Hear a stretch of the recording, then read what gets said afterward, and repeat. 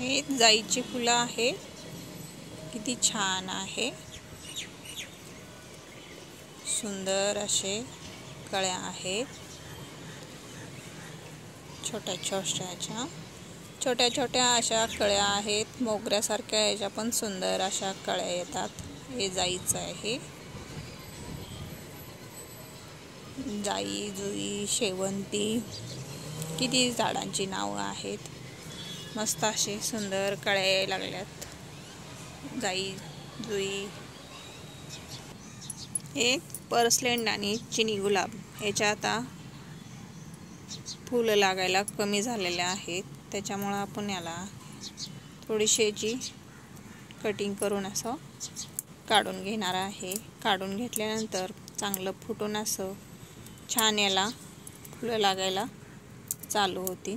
त्याच्यामुळं आपण हे जे छोटेसे अशी कटिंग करून घेणार आहे.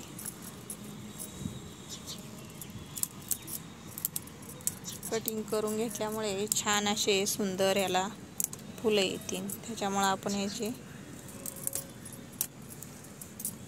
शेंडे याचे कट करून टाकणार आहे. कट केल्यामुळे झाडं छान असे फुटतात. फुटल्यानंतरच ह्याला फुलं छान अशी सुंदर येणार. त्याच्यामुळे आपण काय करायचं, याचं थोडीशी कटिंग करायची. त्याची आपण कटिंग करून घेऊया.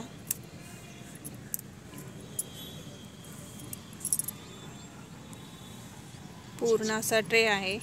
भरपूर असे फुलं येत नाहीत, छोटे थोडेसे फुलं येतात ह्याला. त्याच्यामुळे आपण ह्याचे थोडीशी कटिंग करून काढून घेऊया.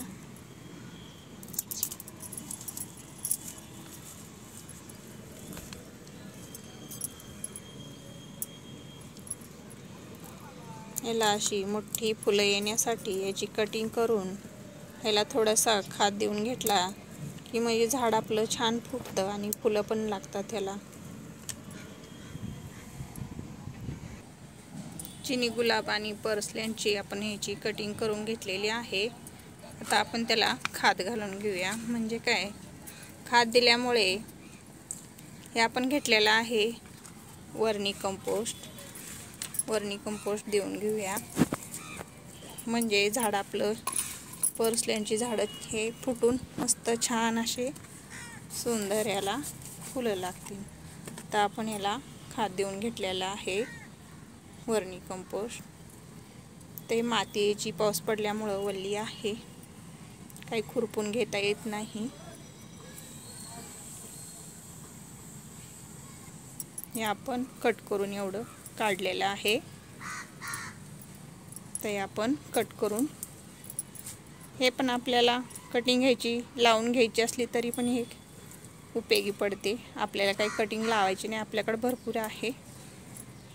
त्याच्यामुळे हे आपलं किचन कंपोस्ट बनवतो त्याच्यामध्ये हे टाकून द्यायचं, म्हणजे ह्याचा खत तयार होईल मस्त छान असा. झेंडूची फुलं अशी सुंदर मस्त छान दिसतात. झेंडू